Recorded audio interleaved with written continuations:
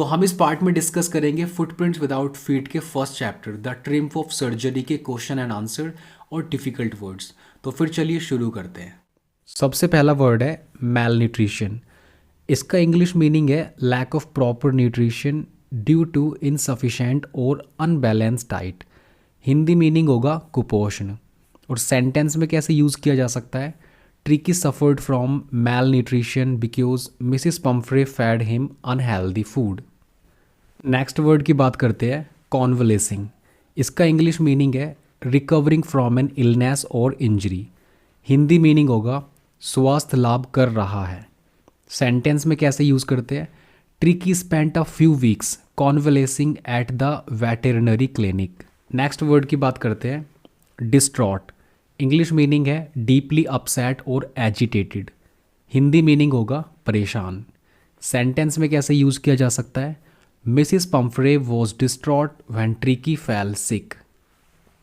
Number 4 disdain. English meaning होगा the feeling that someone और something is unworthy. Hindi meaning है तिरस्कार। सेंटेंस में कैसे यूज़ कर सकते हैं, the other dogs at the clinic looked at Tricky with disdain when he arrived. Number 5 luxurious. English meaning है extremely comfortable or elegant, especially involving great expense. Hindi meaning है आरामदायक और महंगा। Sentence, Tricky lived a luxurious life at Mrs. Pumphrey's house. Number 6 overindulgence. English meaning है excessive indulgence in something, specially food और drink. Hindi meaning है अत्यधिक लाड़ प्यार।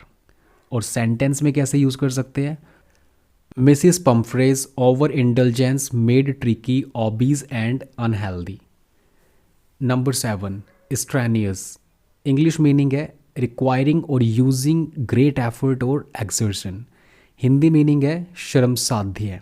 सेंटेंस में कैसे यूज़ किया जा सकता है, Tricky needed a strenuous exercise routine to regain his fitness.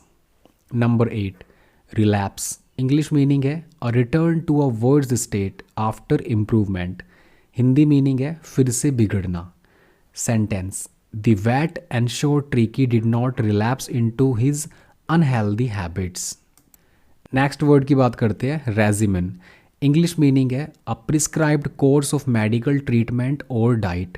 Hindi meaning निर्धारित आहार या इलाज। Sentence, Tricky was put on a strict regimen of exercise and a balanced diet.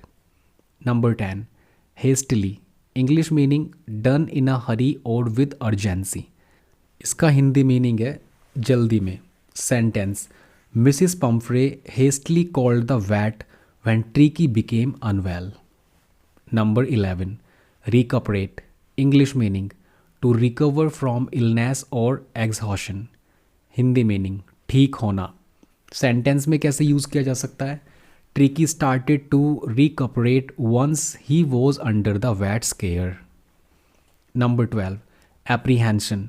English meaning anxiety और fear about something bad happening. Hindi meaning आशंका। Sentence, the vet had no apprehension about Tricky's recovery under proper care. Number 13 peril. English meaning serious और immediate danger. Hindi meaning खतरा। Sentence, Tricky's health was in peril due to his over feeding. Number 14 surging. English meaning की बात करते हैं moving suddenly and powerfully forward. Hindi meaning तेजी से आगे बढ़ना। Sentence, Tricky's energy levels started surging after a few days of proper care. 15 lethargic. English meaning feeling sluggish or lacking energy. Hindi meaning सुस्त। Sentence में कैसे यूज़ किया जा सकता है, Tricky became lethargic because of his excessive weight and lack of exercise. Number 16 accompanied. English meaning to go somewhere with someone. Hindi meaning साथ जाना। Sentence, the maid accompanied Mrs Pumphrey to the vet's clinic with Tricky. Number 17 compulsion. English meaning की बात करते हैं an irresistible urge to behave in a certain way. Hindi meaning मजबूरी. Sentence: Mrs. Pumphrey had a compulsion to overfeed Tricky out of love.